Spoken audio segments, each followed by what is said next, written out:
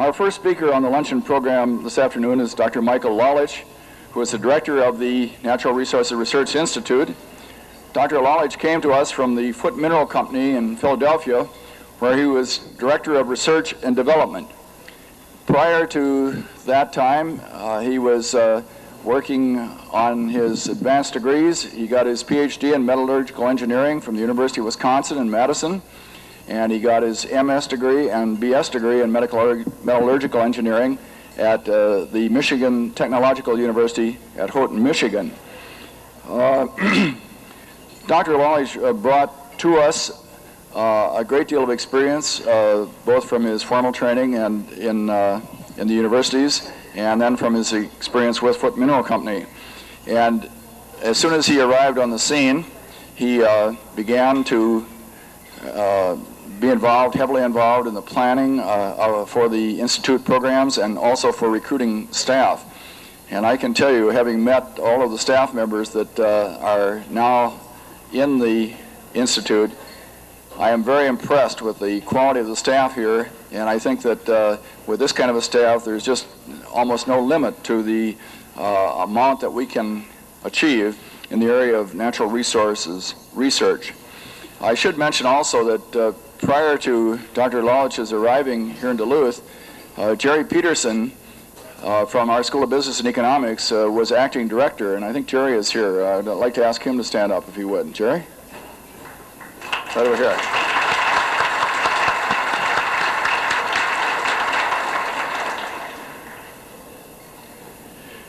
I should also point out that Dr. Lalich is sort of a native of this area. While he didn't grow up in Minnesota, he did grow up in the Upper Peninsula of Michigan. And so I think he understands well both the people of this area and some of the problems that we have here in the area. So I'm pleased at this time to introduce to you Dr. Michael Lalich. Mike?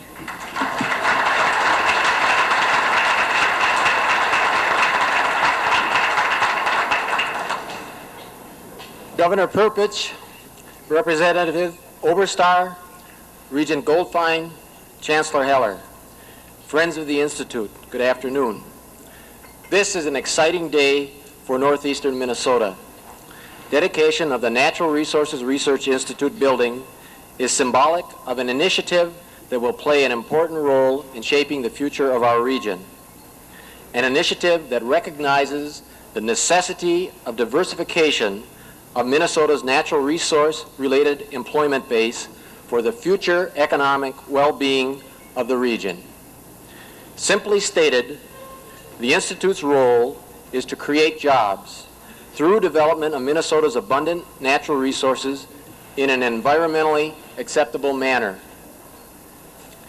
Existence of the Institute is a tribute to the vision and efforts of Governor Perpich, our state legislators, industry and community leaders. United States Representative Jim Oberstar, assisted by Senators Boschwitz and Durnberger, played a key role in facilitating the transfer of the Sage Building to the state of Minnesota.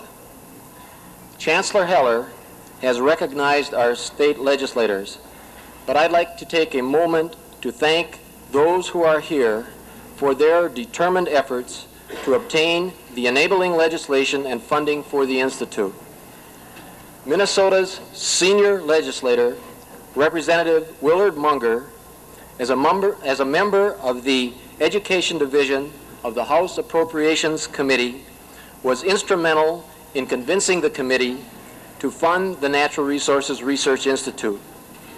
Representative David Battaglia, Vice Chairman of the House Appropriation Committee during that period, was invaluable to NRRI in carrying the initiative through the committee. Representative Munger and Battaglia are joined today by the chairs of their respective committees, Representative Jim Rice of Minneapolis and Representative Lynn Carlson of Crystal, two real friends who helped make the Institute a reality. I appreciate their special efforts to be with us today. From the Senate side, Senator Sam Solon, as chairman of the Commerce and Economic Development Committee and member of the Senate Finance Committee, played an absolutely crucial role, particularly in obtaining adequate funding for the Institute. Our Institute is in Representative Mary Murphy's district. As chair of the St. Louis County delegation and ardent supporter of the Institute, she will address us at our dedication ceremony a little later this afternoon. Representative Ben Boo assumed the key role of Vice Chair of the Education Division during the recent legislative session and should be recognized for his ever watchful eye on issues of importance to the Institute. Our newest legislator, Senator Jim Gustafson, has a keen interest in economic development and is foregoing another important commitment in order to be with us today. Finally, I'd like to recognize Jack DeLuca, Chair of the Governor's Commission of Business and Community Leaders, that recommended establishing the Institute. Our dedication and open house today, in a way, celebrates the beginning of the Natural Resources Research Institute. Actually, however, I can report to you that the Institute has been off and running for quite some time. I came to the Institute 2 years ago, realizing that its ultimate success would depend on whether or not we could search for and hire a highly qualified development team of technical and business experts. This objective has been accomplished. Beginning with the associate directors and including scientists and support staff. With our principal staff on hand, about 50 development projects have been initiated, all in one way or another aimed at promoting private sector jobs. Much of the activity of these projects is occurring throughout the northeastern Minnesota region in cooperation with individual entrepreneurs and private industry. Several major cooperative R&D efforts with industry are under discussion and will be announced in the very near future. In addition to its base funding, the Institute has obtained about $2 million in outside funding, largely as federal grants. Many of the programs that these grants are supporting will improve our knowledge of northern Minnesota's lakes, streams, and vast areas of wetlands.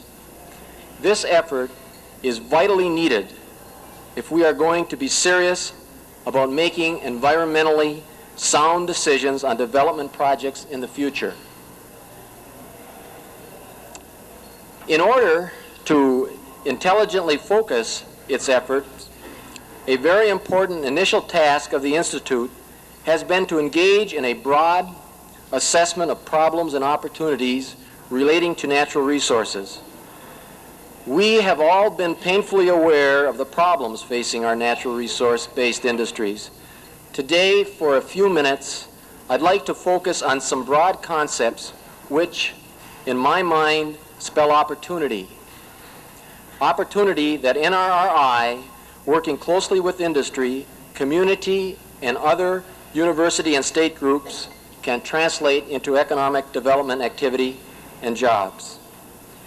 First of all, let's consider the area of minerals. With only its taconite industry developed, Minnesota is basically a one-mineral state. Through its cost studies, NRRI has been encouraging a cooperative effort to stabilize the taconite industry by making pellets more competitive. Significant strides are being made by the industry, and with some 6,000 jobs at stake, this is an effort that should have top priority. But what about other minerals? The good news is that Minnesota has vast potential for discovery of elements ranging from exotic metals such as gold or platinum to strategic metals such as chromium, manganese, or cobalt, to the industrial minerals such as clays. The challenge facing us is to unlock the secret of Minnesota's complex geological formations, which are for the most part hidden under glacial drift. We need to follow the example of our neighbor, Ontario, where, with geology similar to Minnesota's, some 30 non-ferrous mines have been opened over a period of years. The latest of these mines is located just north of the Minnesota border and is the richest gold mine in North America. In short, Minnesota needs to initiate a long-term, comprehensive program to study its geology in order to provide the targets to encourage exploration by private companies. By virtue of its location, laboratories, and expertise, the Institute is positioned to play an important role in such an effort. While such studies will be costly and time-consuming, judging from Ontario's experience, the cost will be offset many times over by the infusion of private exploration dollars. And the bonus will be a much greater chance of discovery that will lead to development of new mines. Minnesota's paper, lumber, and wafer board industries are well developed and can provide the base for a variety of secondary manufacturing opportunities. However, northern Minnesota's timber resources are not characterized by the large stately oak used in the manufacture of quality furniture. Rather, it consists largely of aspen, birch, spruce, and balsam. Aspen, a few years ago, was considered a weed species. But now that aspen is chipped, glued, and compressed into composites for the manufacture of wafer board and oriented strand board. At NRRI, we have structured a major program effort based on the belief that wafer board may only be the beginning. By using the proper adhesives, fungicides, and forming processes, composite woods can be manufactured into a wide variety of three-dimensional shapes. These shapes can be used for engineering purposes and will have properties far superior to components made from lumber itself.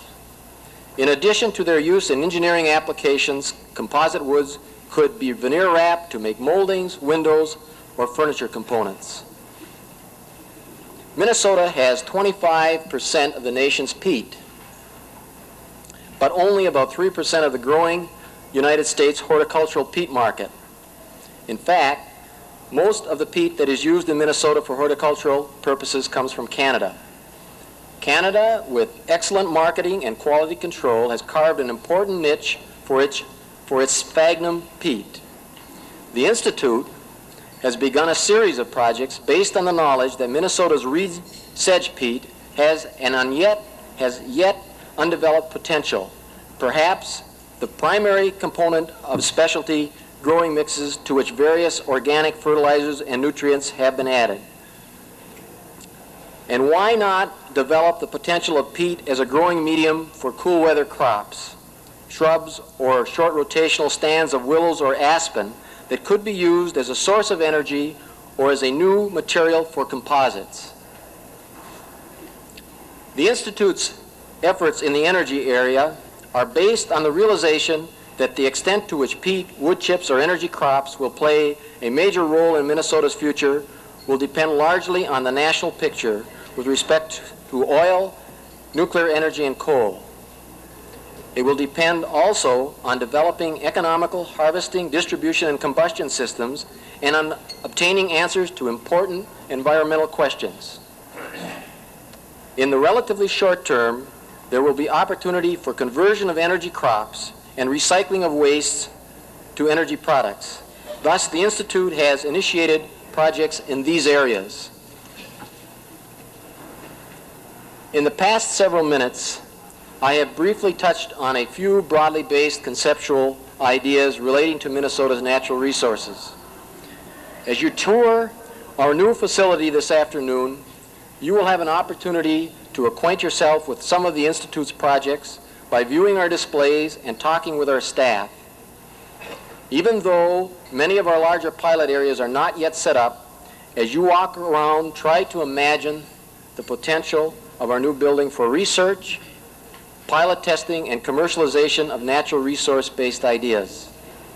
At the same time, recognize that the building is just a tool. It will be NRRI's professional staff that searches the worldwide technology base for ideas that can be applied to the development of Minnesota's natural resources. It will be the Institute's professional staff that guides an idea from concept to commercialization by working cooperatively with entrepreneurs, industry representatives, and other university, state, or regional groups. I'd like to close by extending my personal thanks and that of my colleagues at NRRI to each and every one of you for the tremendous support that has been given to us as we have faced the challenge of gearing up the Institute to handle its important mission. Thank you very much.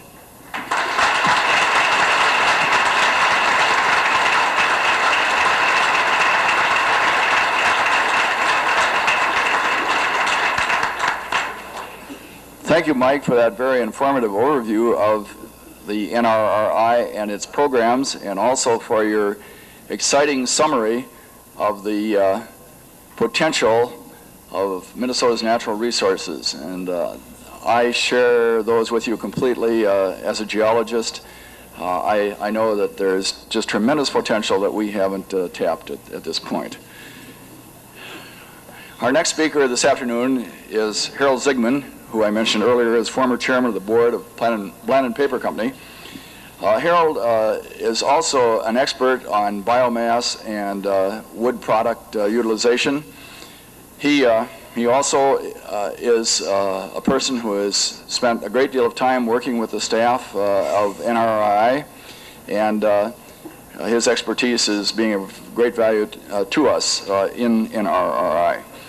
He also is heavily involved with UMD and its portion of the Minnesota campaign, which is, as you know, the major $300 million fund campaign that the university is engaged in. And so we see Harold frequently, and we're very pleased to have him as an associate. Harold?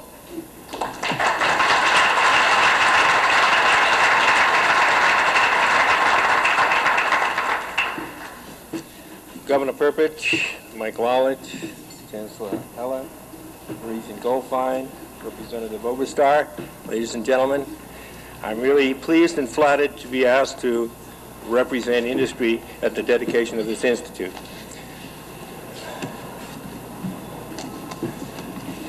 Well, Mike asked me to review the status of natural resources industry when I spoke to you this afternoon, and that I'm going to do. Since the mission of this institute is clearly stated in the mission statement, and I want to compliment the person or persons who put that together. It concisely says what it's all about, and what it is all about is to create employment in natural resources industry in an environmentally sound manner. And if this institute is going to be measured, its success is going to be measured by whether or not it does in fact create those job opportunities. And since that's the measure of its success, I would like to talk about the iron ore industry and the wood industry in Minnesota from the people's point of view. And I'd like to start with the history of iron ore mining and lumbering in Minnesota. And I don't mean to bore you with a long litany, but at the turn of the century, large numbers of people were brought to Minnesota to mine the rich Mesabi iron ore, and they did it with scoop shovels and horses. And a lot of Scandinavians came into Minnesota to log the big pine, and they did that with axes, saws, sleds, hauling mammoth logs on ice roads. This was tough work, but the people who came here to do it are the people and their ancestors now live here in northeastern Minnesota. It wasn't too many years before the iron ore industry became highly mechanized. We all know and look with pride at the big shovels and the methods of hauling the ore out of the ground. Even the wood industry, although it's been late coming, has highly mechanized logging. So no longer are the natural resources industry strictly brawn and muscle, a strong back and a weak mind. When the natural resources, the natural ore was depleted, the taconite industry took its place. We see $2.5 billion worth of investment in the Iron Range and taconite plants, an investment made possible by research done at the University of Minnesota. In addition to what we see in minerals, we also see a paper and pulp industry that replaced logging as it was done with the big timber and the big sawmill. Today, we have probably $2 billion worth of plant in place, manufacturing very high-grade pulp and paper products, and in addition to that, most recently, wafer board, Oriental strand board, and we see an investment there of well over $1 billion. Now, with all this investment in place, one would expect that this would be a very profitable and prosperous place to work. Such is not the case, unfortunately. In the late 80s, the late 70s, early 80s, it became apparent that steel and iron ore were heading into difficulty. Steel was not competitive to foreign imports, and even Mesaba taconite was not competitive at the American steel mills in the lower lakes. There's a lot of reasons for this problem. It can be said that the cost of producing iron ore and steel in the United States is too high because the labor costs are too high, power costs are too high, energy costs are too high, taxes are too high. But a better case can be made that the problem that steel industry faces is related to subsidized steel production from foreign competitors, high dollar exchange rates, and probably it's a sum of all of the problems that has caused great contraction in steel. But the bottom line is, regardless of the cause, that employment opportunities in the taconite industry have dropped to probably about 50% of what they were at their high in 1981.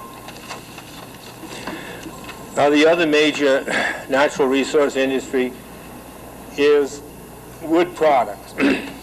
Now, it appears on the surface that pulp and paper and the wood products industry in the state of Minnesota has few, if any, problems. The fact is that it has problems of its own. One, there hasn't been, I don't think, a paper mill in Minnesota that hasn't lost time in the last year, year and a half due to lack of orders.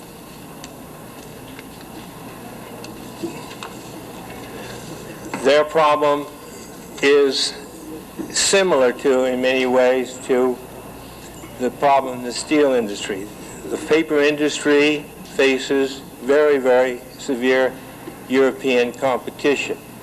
The mills in Minnesota produce primarily printing and writing papers. And what we're seeing now are imports that are expanded from about 100,000 tons a year to 600,000 tons a year in 1985. Now, we also have in Minnesota very strong competition from American paper mills. The paper industry is an extremely competitive one. And unless our mills are kept up and maintain high efficiencies, they will be buried by the competitors around the world and within the United States. You see it with Potlatch's recent announcement of a new machine to replace 3 machines. You see it with Blandin's interest in putting in a big, wide, fast machine to replace an older machine. And you will hear and have heard a great deal about the efficiency that are expected at the new Great Lakes mill being built in Duluth. All these things must be done for the paper industry to remain competitive.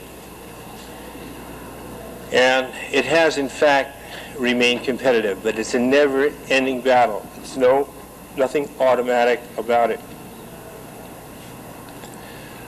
Another positive aspect of the wood industry is the development of the wafer board and the oriented strand board plants in Minnesota. It might be interesting to this group to know that the development of that process in Minnesota is a perfect example of what can and should happen here at the Natural Resources Research Institute. That process was developed at the University of Wisconsin Forest Products Laboratory, a laboratory that's funded by the federal government Department of Agriculture. And the method, which was described very briefly by Mike, and I won't take the time to explain it, sat idle, no one picked it up, no one was particularly interested. The first use of that process was in Hudson's Bay, Ontario. A Canadian company built the first wafer board plant, commercial wafer board plant in the world. As you know, the second one was built in Grand Rapids, Minnesota, and since that time there are 4 more plants built. So now the state of Minnesota is the largest wafer board producer in the country.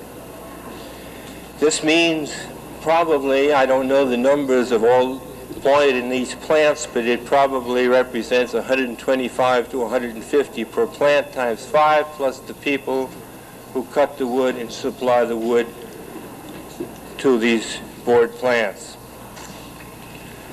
Now that has all taken place over the past 15 years, and this is the kind of thing that hopefully will be coming out of this institute. Now, as Mike mentioned, there are a lot of things that can be done with wafer board that have not been explored. They are looking very carefully and very knowledgeably as to just how wafer board can be used to build secondary industries or other ways to adapt the process that was developed at Madison, Wisconsin laboratory. I think it's fair to say that industry in the state of Minnesota, and particularly northeastern Minnesota, are very happy to see this institute come into being. I think you will find industry will be very cooperative. I think you'll find that a partnership between this institute and industry will be formed that will be very beneficial for this part of the state. I think it's always important that we keep in mind that the mission of this institute is to create employment, and that's the bottom line by which its success or failure is going to be judged. And I say that to the staff of this institute, not as a threat, but as a fact of life, and we wish them well, and I'm sure in my own mind that this will prove to be a very successful venture. Thank you.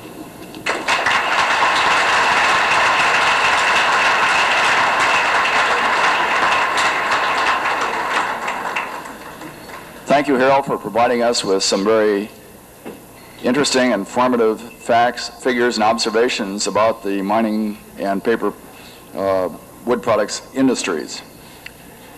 Now it's a real pleasure and privilege for me to introduce my friend, colleague, and boss, or should I say it the other way around, Regent Erwin Goldfine.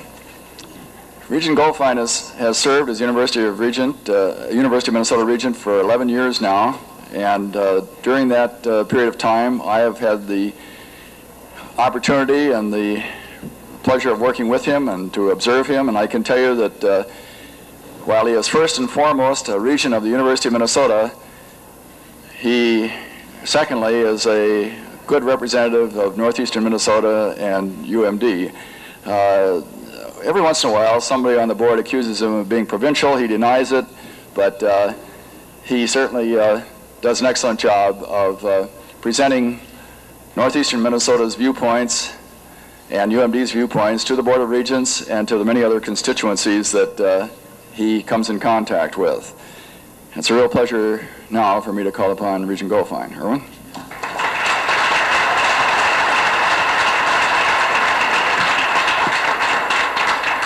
Governor Perpich, Congressman Oberstar, Mayors Fido, Mayor Ruth, Chancellor Heller, Director Lalich, legislators, ladies and gentlemen. I have to take a special privilege, if I might, because I may never publicly have the opportunity again to say this, and I'm going to say it.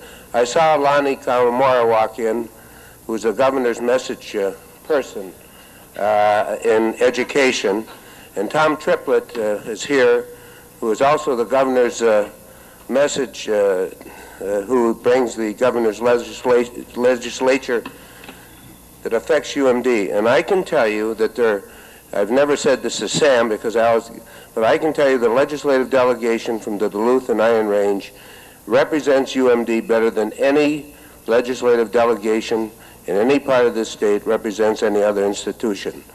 The success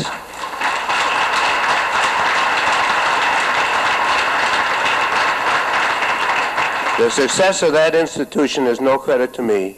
It's no credit to Chancellor Heller, because without the bucks we can't do anything up there. And I can tell you that delegation works cooperatively together with the Range delegation and the Duluth delegation, and we got a hell of a delegation representing you in the Twin Cities for UMD. And Representative Carlson used to chair that committee, and we'll verify that fact. I'm most pleased to be here today for this dedication to represent the Board of Regents and the President of the University. First of all, I'd like to express to you, Governor Perpich, the gratitude of the people of northeastern Minnesota and the University of Minnesota.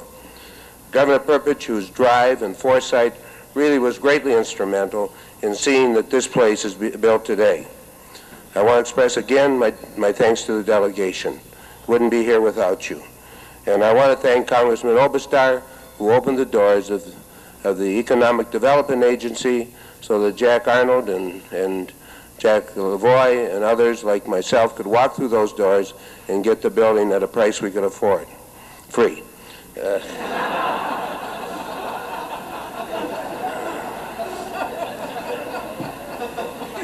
For over a century and a quarter, the University of Minnesota has played an important part in doing the research that is important to us today.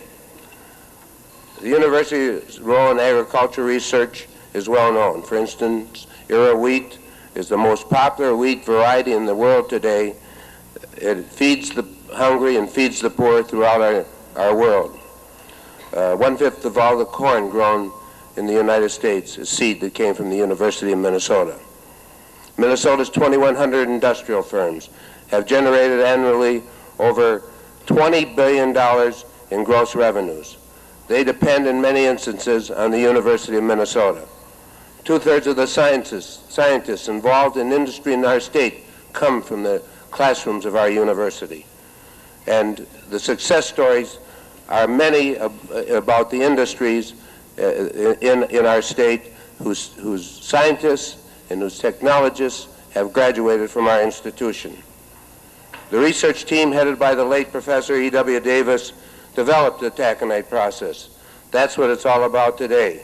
I believe that under the able direction of Director Mike Lalich, that we here will have new technology, new jobs, and new industries in northeastern Minnesota. The University of Minnesota is one of the top universities in the nation. In statistics published yesterday, the University of Minnesota was the second largest institution in the nation in raising private funds. We must be giving somebody a value for their buck. And I think that we do well. We raised over $60 million from private resources last year. In addition, We raised over $250 million in federal grants and state grants for research projects and for university education. The quality of life in northeastern Minnesota will be greatly enhanced and greatly improved by the efforts of those sitting up above and those down below. And I want to thank those who worked so hard to make this institution a reality. Director Lalich and his staff in the University Administration has assured the Board of Regents they will not be disappointed. Thank you.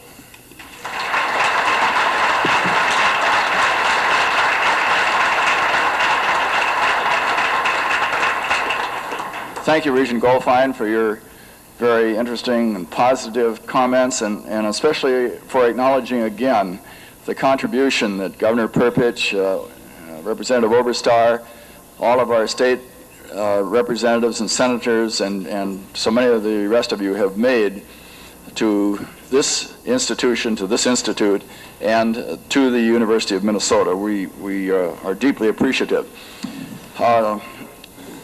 We had word earlier that Congressman Oberstar would probably not be able to arrive here until about the time of the dedication ceremony, but we were pleased that he was able to get away from his previous commitment a little early and get here in time for lunch. And I'd like at this time to call upon him. You've already heard about all of the assistance that Jim Oberstar has given us in establishing this institute.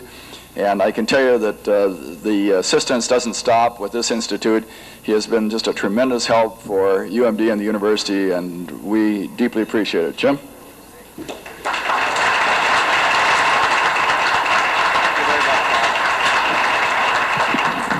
Thank you very much, Dr. Heller. It's a real delight to join in this truly exciting occasion. As Mike Lalich said earlier, I can't think of an entity that has a more promising beginning, one with greater assurance of short-term as well as long-range success than the Natural Resources Research Institute. To begin with, at the head of UMD, you've got a geologist, not a literati, but one who knows about natural resources, one who is committed to the development of natural resources, who understands the problems and the limits, and who has given his support. And you have this quiet, unassuming, sort of retiring regent whose bottom line is, if it's for northern Minnesota, if it's going to benefit Duluth, I'm for it. Don't argue with me about the facts. I'm for it. And who likes things free.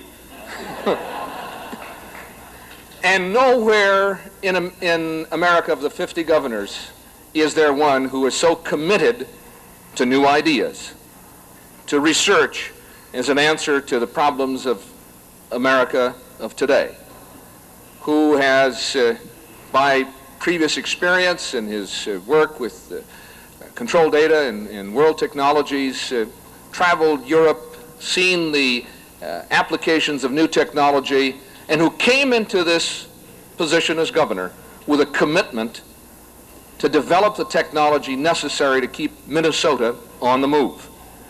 And it was his dream right from the outset. We're going to put this Research Institute in Duluth. He just said it, just flat out, and it happened. And it's going to keep on happening because Governor Perpich doesn't give up. Once he gets an idea, he sticks with it. And it's here because of you, Rudy, and thank you very much for making that commitment.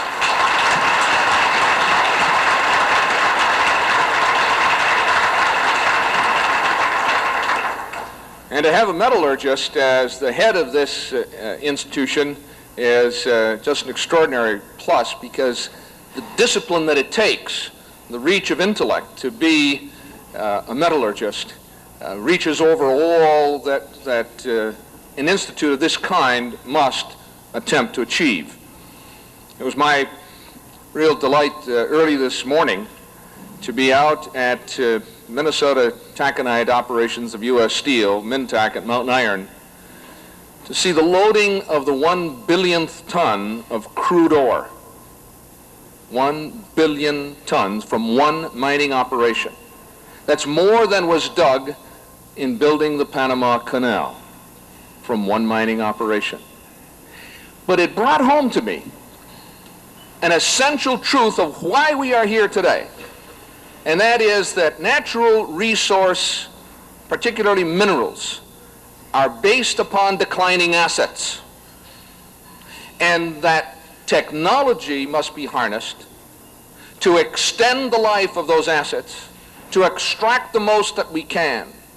And we in Minnesota have led the country in achieving growth of industry and the stretching of natural resources through the application of technology.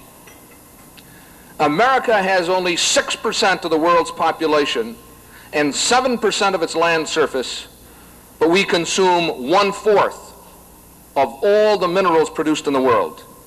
4 billion tons. 20 tons for every man, woman, child in America. Every year we need 12.5 billion tons of new minerals to feed America's industry. Yet today we import, to the extent of 50% of domestic requirements, 22 of the 33 critical minerals necessary for domestic industry.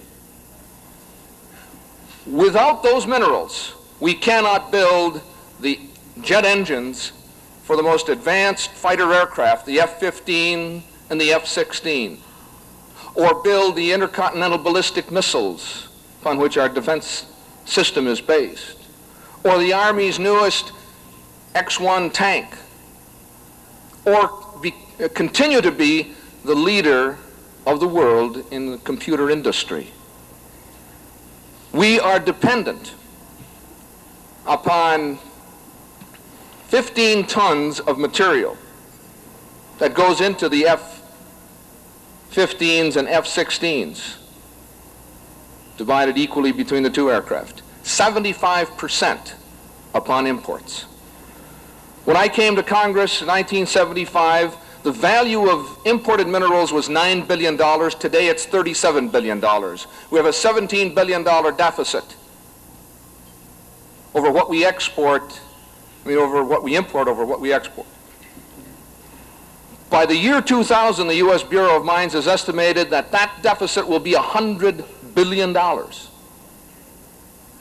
We have to begin that work now. We can't wait till the year 2000 for the new ideas, and for the new research, and for the new developments, for the applied research to take place and harness those resources and stretch them out and create jobs and employment opportunities and keep our American industry competitive. Or as Harold Zigman said, that's the bottom line, the jobs that are to be produced. And that is what is unique about this institute here. Its focus is not fundamental or basic research, but applying the lessons of basic research to the needs of today and creating jobs in the process. And I saw that note too, and it said that the governor has a plane to catch, so will the speakers please be short. So I thank you very much for the privilege of joining you.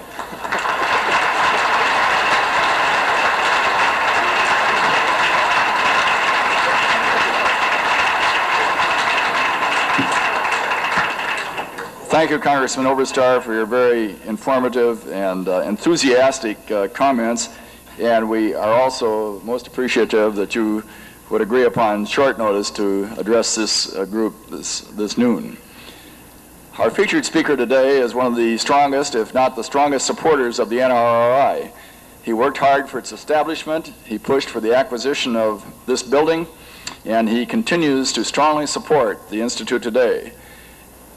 I could go on and tell you more about our speaker, but inasmuch as he's the one who has to catch the airplane, I'm going to make my remarks very brief and say to Governor Perpich that we're extremely pleased to have him with us today, and we're looking forward to his comments. Governor Rudy Perpich.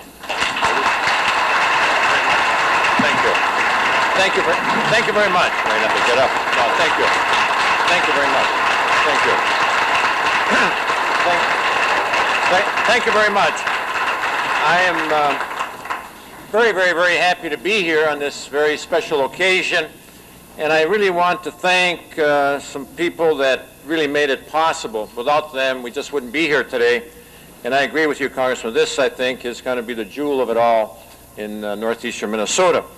And of course, as been stated already, Congressman Oberstar, the help that we received from him, to secure this building, as Mr. Goldfine said, the Regent Goldfine, that at a price we could all afford. That was really great. So we want to thank you. And I want to say much more, though, than just thank you for this building to the Congressman. I came to the conclusion after going to Washington a number of times on various programs and projects that we have, without any doubt, the smartest congressman in Washington, really and truly. Knows the system, is very, very bright, and he earned his pay and, I guess, re-election for many more years to come on what he did for us in the high-level radioactive waste repository. He saw it coming. Back in '83, we set up a commission because we knew that the siting process was on. But he did something that I don't know if any other congressman did in the United States, but no congressman did in Minnesota. He took action 3 years ago and kind of cut it off at the pass. You know, of the 20 sites for that second repository in the United States, 8 of them, 40% of all those sites are in Minnesota as a possible, second repository. And we have the best crystalline rock, the one that they're talking about, northwestern Minnesota, is buried. And I shouldn't go into geology, you're going to cut me off. But he did cut it off because that was my first reaction. Why isn't 1 or 2 or 3 or 4 in northeastern Minnesota? Because of the rock we have here. But the fact is that he took action, cut it off at the pass, so to speak, began to talk to them 3 years ago. And I tell you, it's really with a real sense of, well, I can't even find the words, Jim, but we really thank you for that. You're making our job a lot easier, and I hope you all give him a second round of applause for that. That's very important to us. So thank you for that. Because we don't want that in the 8th District, we don't want it in Minnesota, period. And then to the delegation, the legislative delegation of northeastern Minnesota, and I include in that the mayor, Mayor Fido. It is the best group working for economic development of any group of elected officials in the state of Minnesota. And I heard Governor Elmer Anderson say that in southwestern Minnesota on 2 occasions for sure, and I understand he said it on more than 1 occasion, that nowhere will you find a group that brings home the bacon as these people do. And again, I hope you'll give them a special round of applause, because they do it time and time and time again. Mayor, why don't you all get up? I like to have them stand, Mayor, and come on. 2 Harbors is a part of this. They've done a good job. Munger. Willard Munger, of course, just received the award. I was there to present it to him in behalf of the state of Minnesota for being #1 in environment. He was so far ahead of the rest of us, it's unbelievable. And I'm in my State of the State. I think it wasn't done before, and I haven't done since. I did it back in '76 or whenever it was. Again, pointing out that he was so far ahead of all the rest of us. And Willard, we're very, just again, this state is a much better place because Willard Munger is represented, has been a representative in Minnesota legislature over a number of years. So again, Willard, congratulations, and I hope you have many more good years.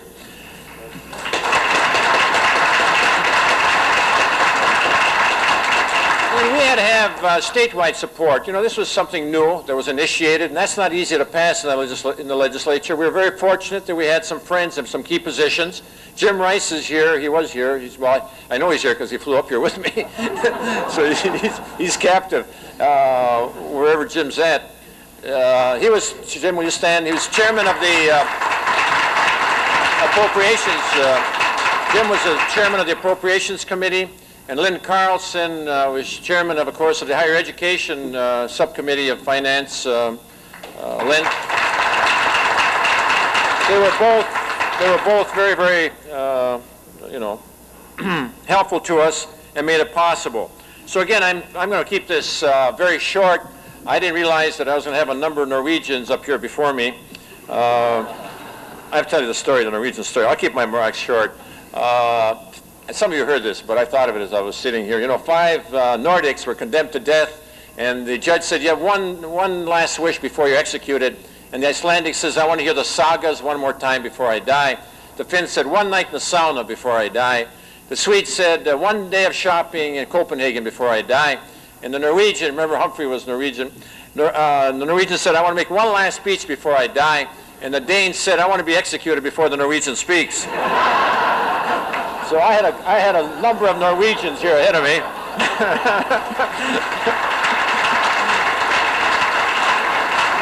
And so I'm going to cut this and keep it very short. But I am pleased to join you today in the celebration of this institute, which will be a catalyst for economic diversification, economic growth, and job creation in northeastern Minnesota. And this is the fulfillment of one of the key plans that I discussed in 1982 and a 1983 legislative session. And my desire to have a natural resource research institute established in northeastern Minnesota was because I recognized that in order for us to stay ahead and not get wiped out by foreign competition, is that we had to be smarter than they are, and that we had to be on that cutting edge, and that we needed an institute that would make that possible. I saw this as an essential part of plans to revitalize this region, promote economic health throughout the state, and put more of our people back to work. And with the efforts already underway in areas of taconite pellets, wood chips, peat, and waste oil recycling, I think the benefits of such an applied research facility are beginning to be demonstrated. And I know that, and this is to the legislators, and this is why I kind of gave you a tap on the back there, a pat on the back. They need $3 million to complete this, right? $3 million from the legislature, and I will be recommending that to you. And they need another, about a 1/3 increase in their appropriations, and I will be recommending that to you also. So there's your job.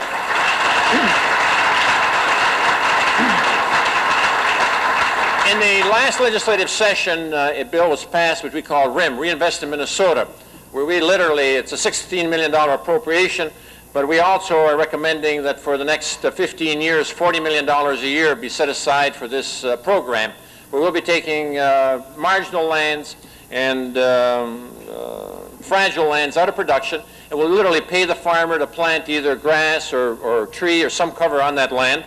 Again, we're going to help as far as the habitat, the wildlife habitat, but a provision in that bill that I like very, very much, and that is that the study be done and monies for the preliminary plans for a wildlife research institute. And those are supposed to be a recommendation to the 1987 legislative session. That too is going to be very important, and that too, like this, literally will be one of the finest. I believe the Wildlife Research Institute will be one of a kind in the nation, and I believe, again, we'll have a lot of private support. But 1983, this was just kind of a lot of talk, and here we are today, and I believe in 3 years we'll be dedicating somewhere, Lynn and Jim Rice, we'll be someplace in northeastern Minnesota, we'll be dedicating a wildlife research center, and that again will go along with the research. I have, as I say, more to say, but maybe I'll say a little later about the importance of the university, the importance of that engineering school and the 3 schools of engineering in Mankato, St. Cloud, and Duluth. It's so very, very important that we continue to support the university and education, K through 12 and post-secondary. And that's what the legislature has done. We had a 30% increase in the funding for post-secondary institutions, and most importantly, we took the money from the Permanent University Fund, that used to go to general revenue, $70 million, and we're putting that for endowed chairs.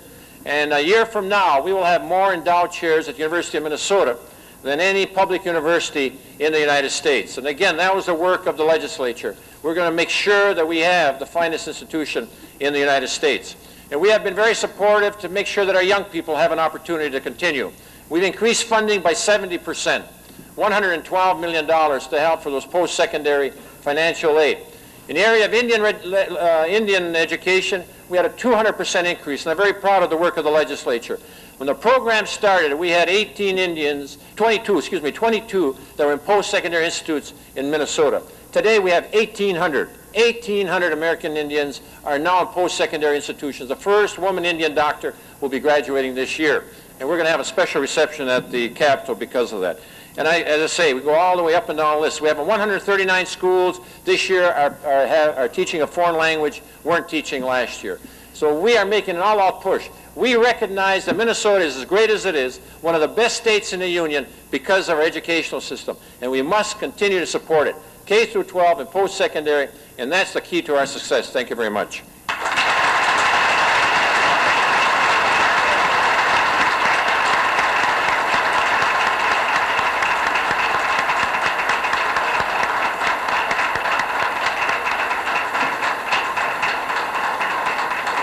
Governor Perpich, thank you very much for sharing with us this afternoon some of your ideas, just a few of your ideas.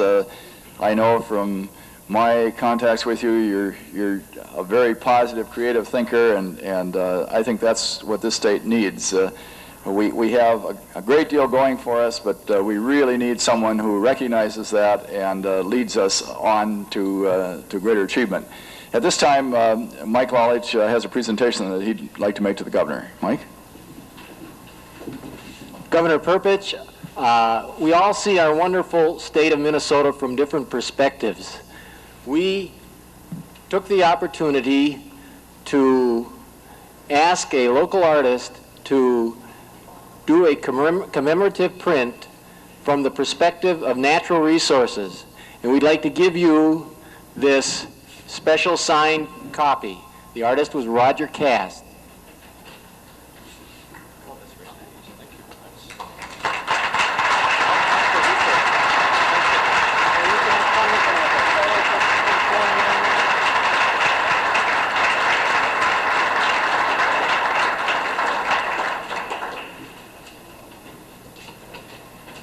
At this time, I'd like to call on Jack Lavoy to make another presentation. Jack?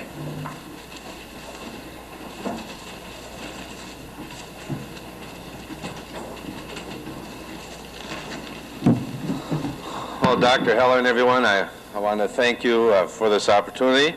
First, I want to thank Dr. Heller for having a nice luncheon here and not serving Chinese food. After a week in court, I didn't quite have the appetite for egg roll.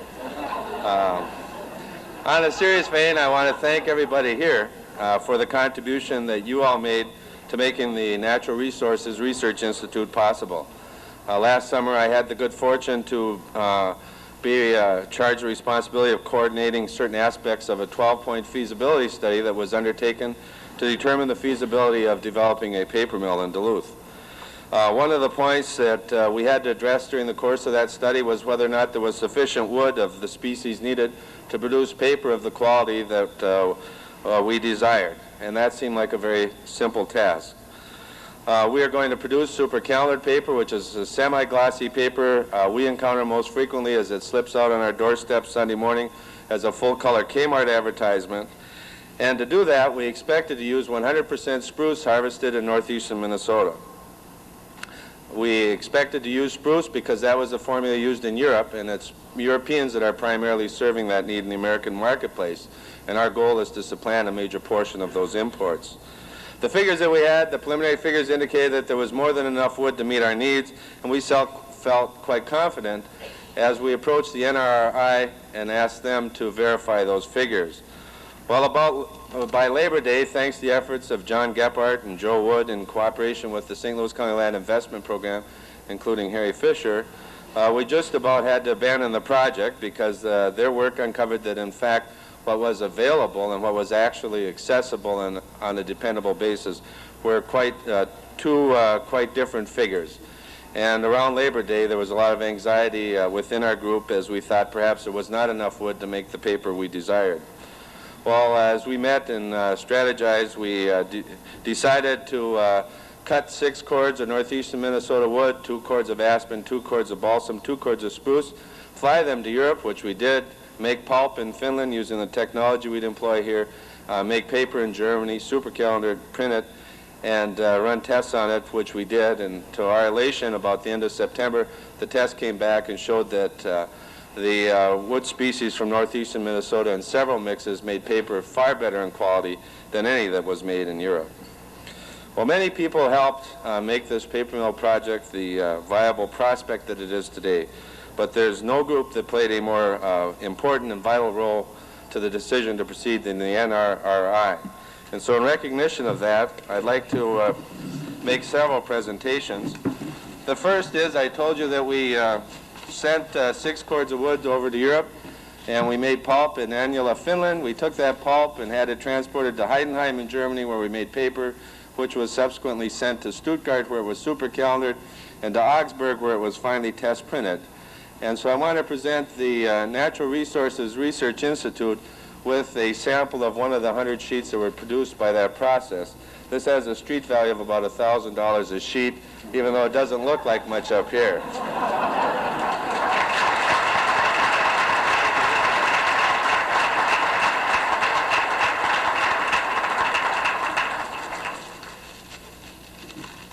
And while we could go broke having awards presented to everybody who deserves them on this paper mill project, there are 4 people that we would like to give special recognition to. And one is Dr. Michael Lalich, in recognition of his special contribution to the successful launching of Lake Superior Paper Industries, and that shows what we hope to begin building in June or July.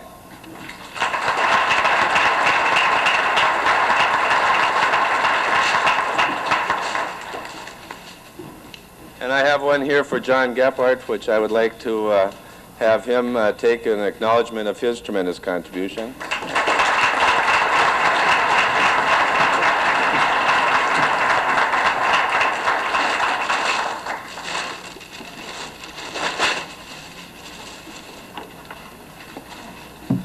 I also have one for Joe Wood, who worked with John. I don't know if Joe's here today, but I'd like to, there he is. I'd like to leave that with him.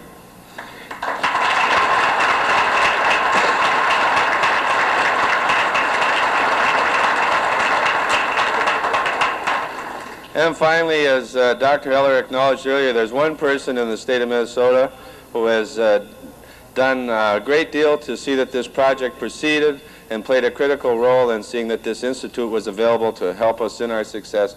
Governor Rudy Perpich, we'd like to give this special recognition to you.